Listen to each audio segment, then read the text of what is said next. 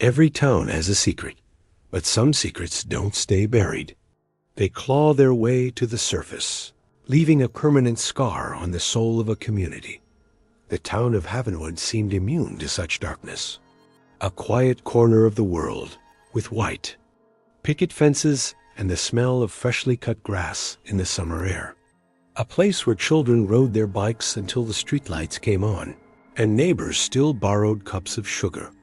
But Havenwood had a secret, and that secret's name was Lily, a 6-year-old girl who watched the night sky through a small telescope and filled notebooks with drawings of distant stars. A retired detective, years later, would say with a haunted look in his eyes, "We were looking for a monster in the woods for weeks." It turns out the monster was next door all along. This is not just the tragic story of one little girl. This is the story of how an entire town lost its innocence, how it was forced to confront the evil it refused to see. And this story will leave you with one unsettling question. How well do you really know what's happening behind your neighbor's closed door? Havenwood, Ohio. On a map, it's just a small dot, easily missed. To the people who lived there, it was the entire world.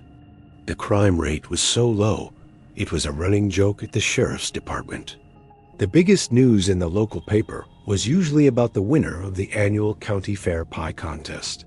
It was a town built on a foundation of trust, a place where people left their doors unlocked, believing that nothing bad could ever happen here.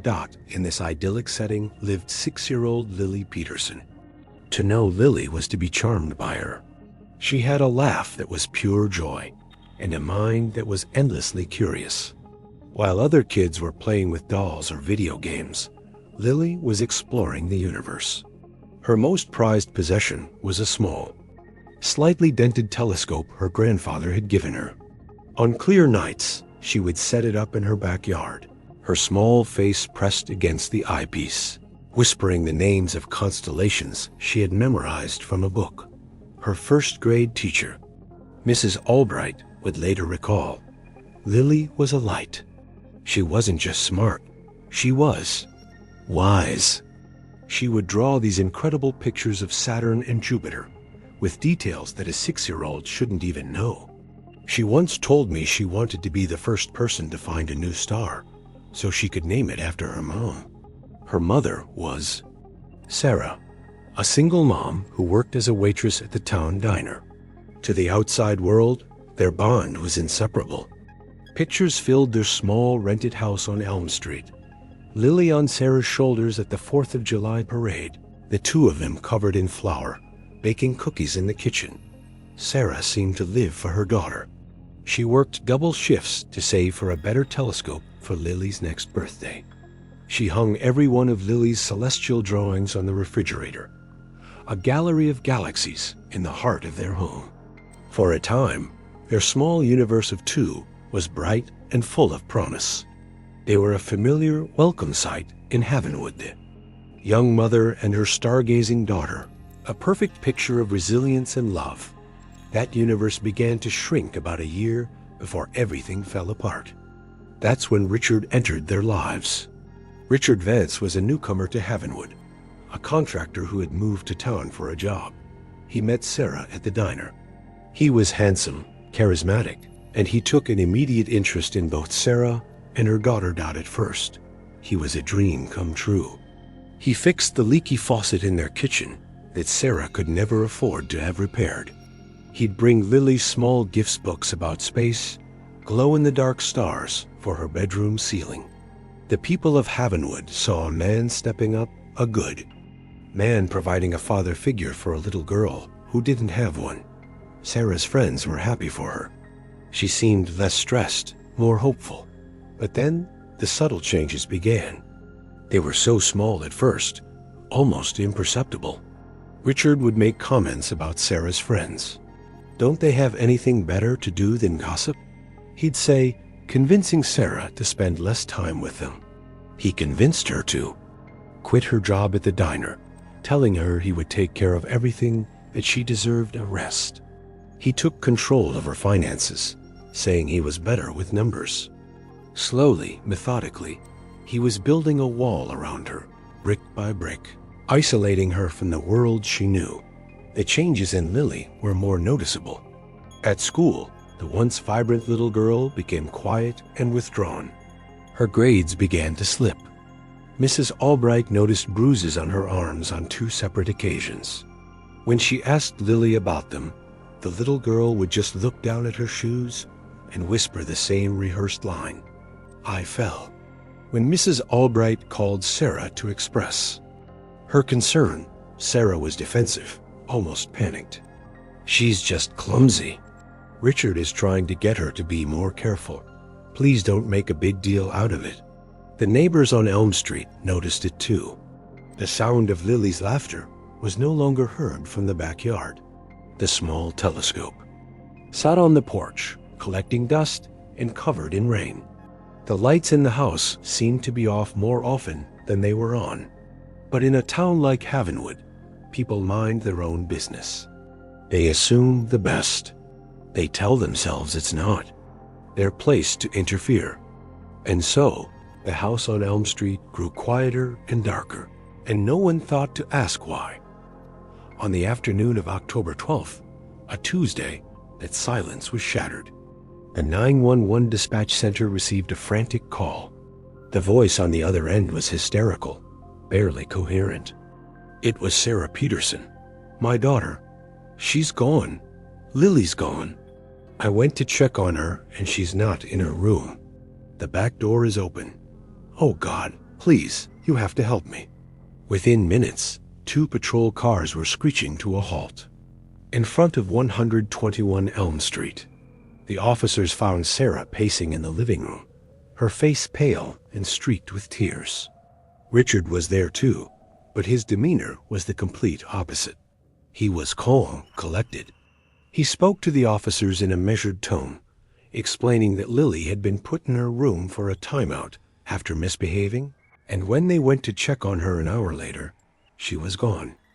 He was the picture of a concerned, helpful stepfather. "We've already searched the whole house," he said. "We've checked the yard, called her name down the street.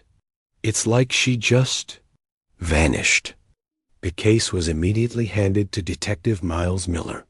Miller was a 25-year veteran of the force, a man just 6 months away from retirement.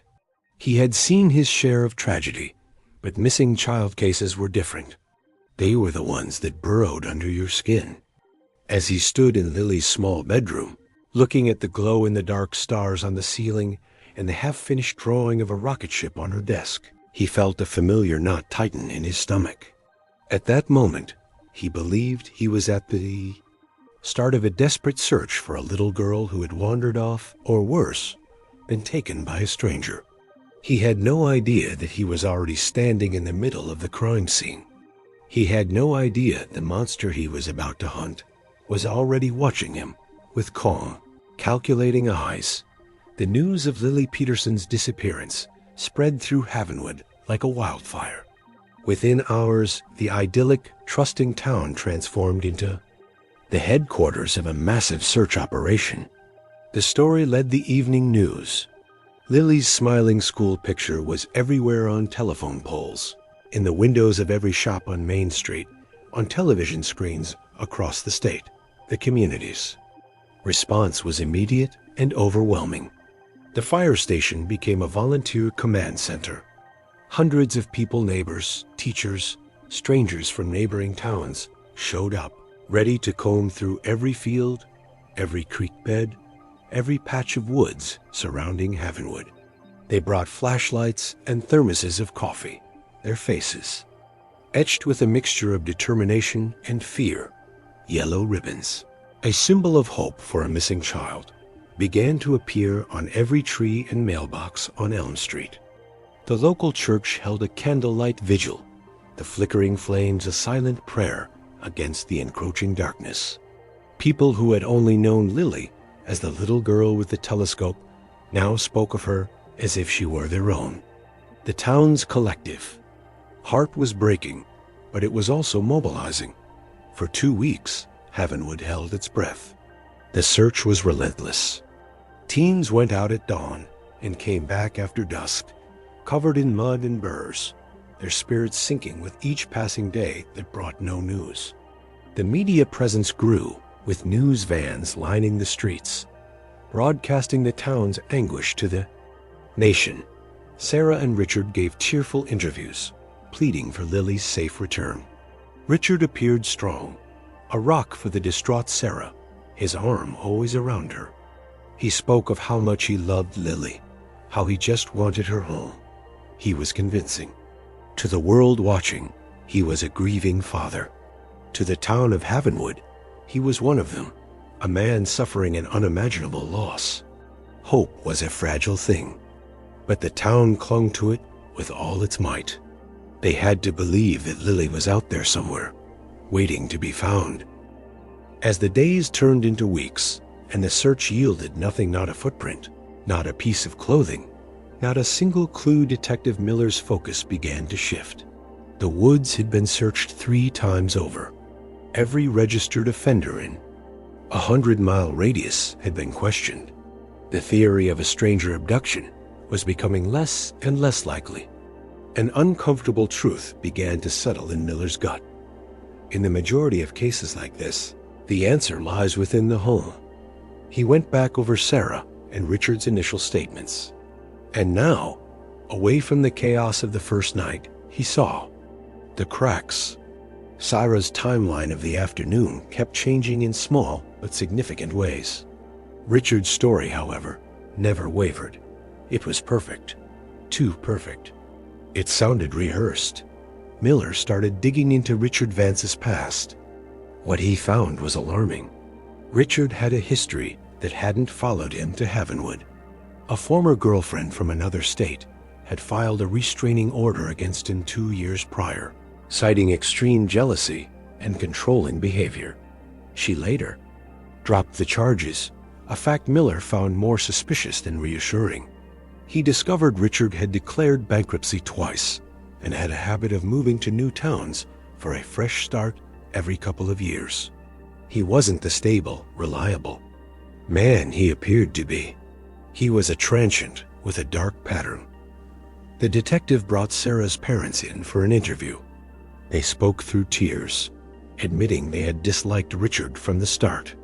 They described how he had slowly cut Sarah off from them, making excuses for why they couldn't visit, not returning their calls. Her father said, "He had this hold on her. She changed. The light just went out of her eyes." Miller re-interviewed Lily's teacher, Mrs. Albright, who once again recounted her concerns about the bruises and Lily's sudden withdrawal. Every conversation, every piece of the puzzle was pointing in the same direction. One evening, sitting alone in his office, staring at Lily's smiling picture on the evidence board, the thought solidified in his mind, cold and hard as steel. She didn't wander off.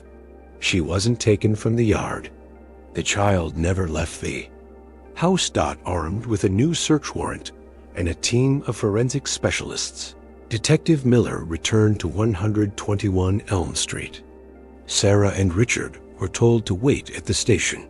This time, the police weren't looking for signs of a break-in. They were looking for signs of a cover-up. The team swarmed the small house.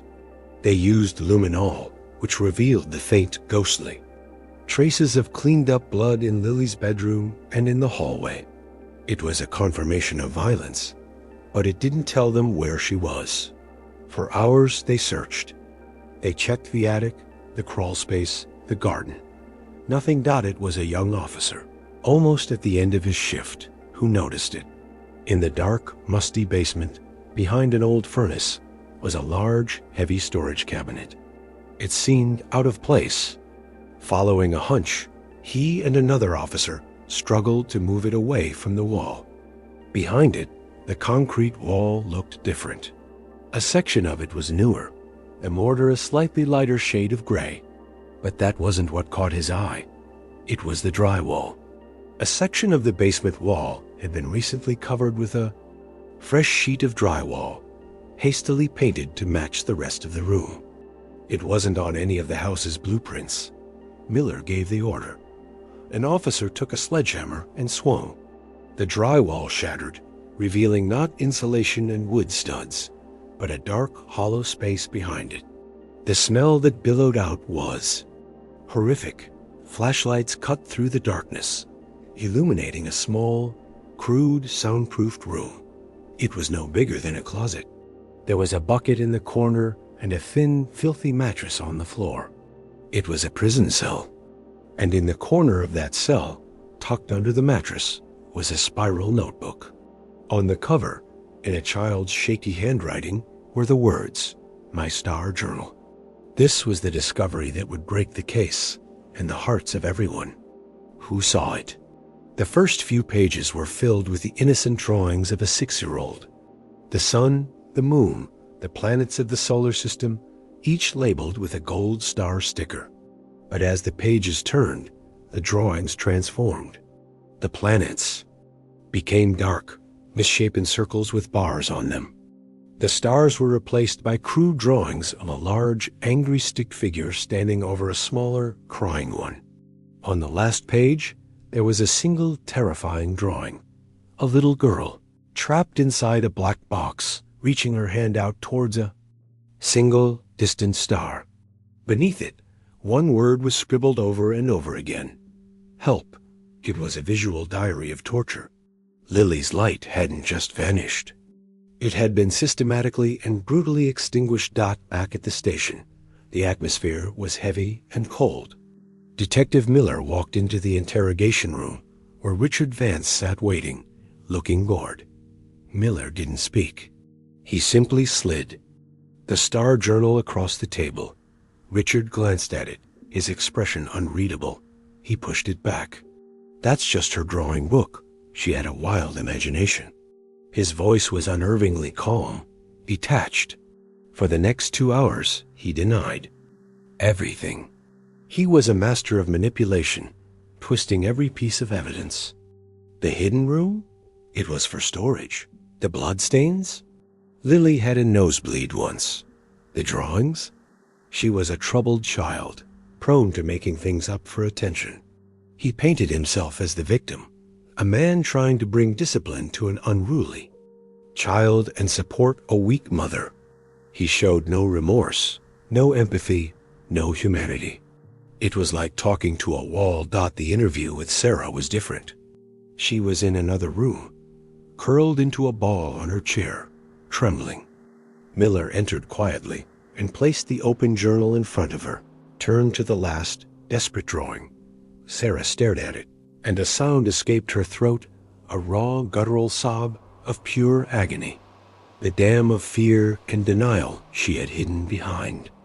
For a year finally burst. Her confession tumbled out between gasping sobs. It was a horrifying story of escalating cruelty. It started with Richard's rules. Lily wasn't allowed to make eye contact. She wasn't allowed to speak unless spoken to. Punishments for breaking these rules were severe: being denied food, being forced to stand in a corner for hours. Then came the physical abuse.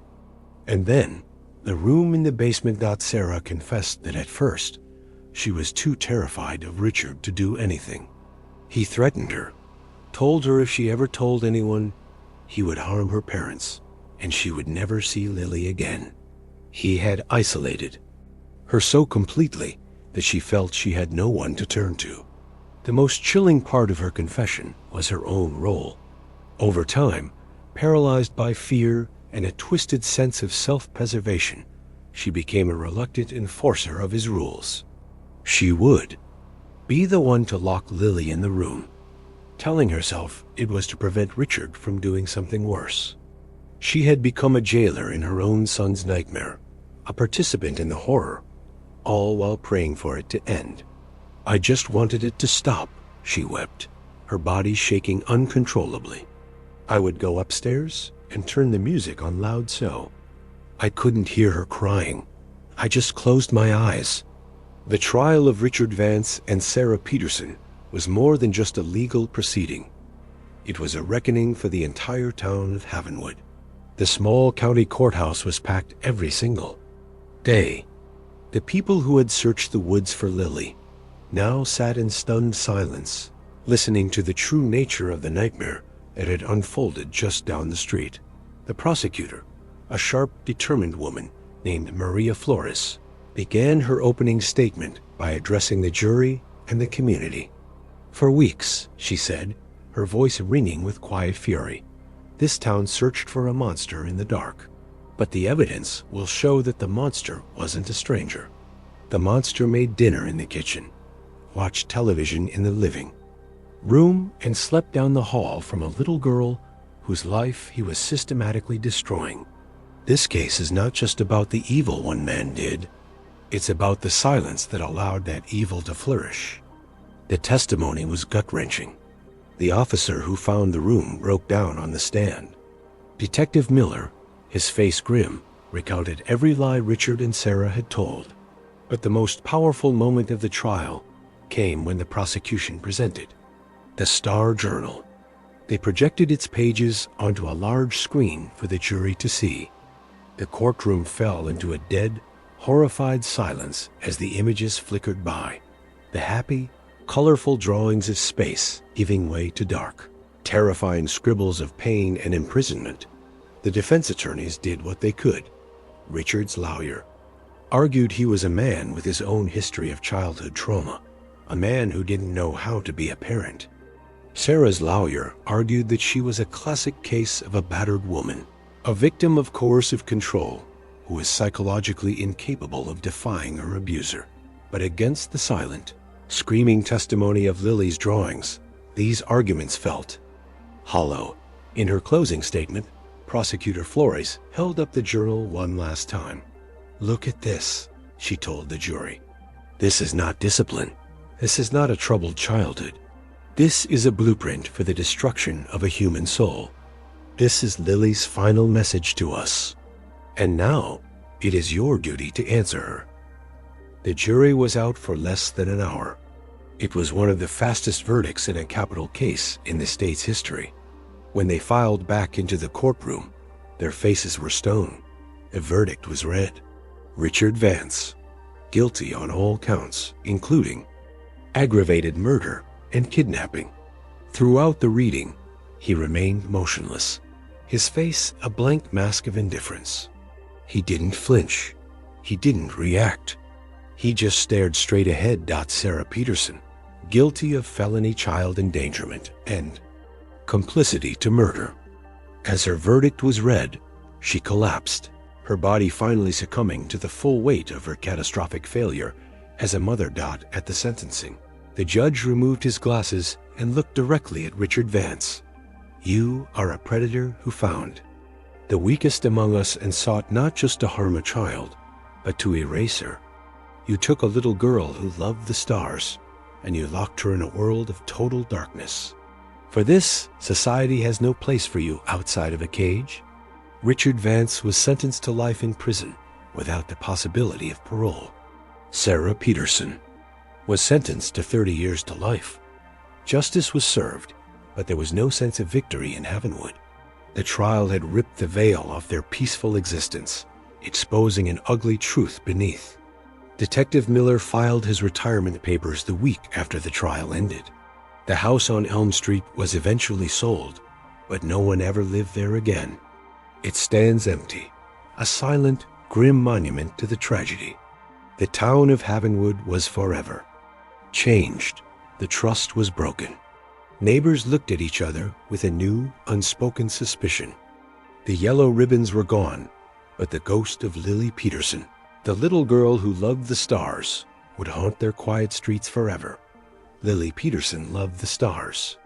She loved them because they were constant, because they shone light into the vast, unending darkness of the night sky. But no one saw the darkness that had gathered in her own home. No one noticed when her own small, brilliant light began to fade. Her story is a brutal reminder that the most terrifying monsters are not creatures of fantasy. They are real. And sometimes they live behind the most ordinary-looking doors on the quietest streets. They thrive in silence, in the reluctance of good people to get involved, to ask the difficult questions, to act on a bad feeling. The tragedy of Havenwood is a warning. It's a plea from a little girl whose voice was silenced too soon. If you see a child with unexplained bruises, if a neighbor's home suddenly falls silent, if your gut tells you that something is deeply, terribly wrong, do not look away. Do not tell yourself it's none of your business. Make the call. Report your suspicion. One phone call, one expression of concern can be the single ray of light that breaks through a child's suffocating darkness, that sometimes saving a life. And the soul of a town comes down to the courage of one person to break the silence. Let us ensure that no child star is ever allowed to burn out again.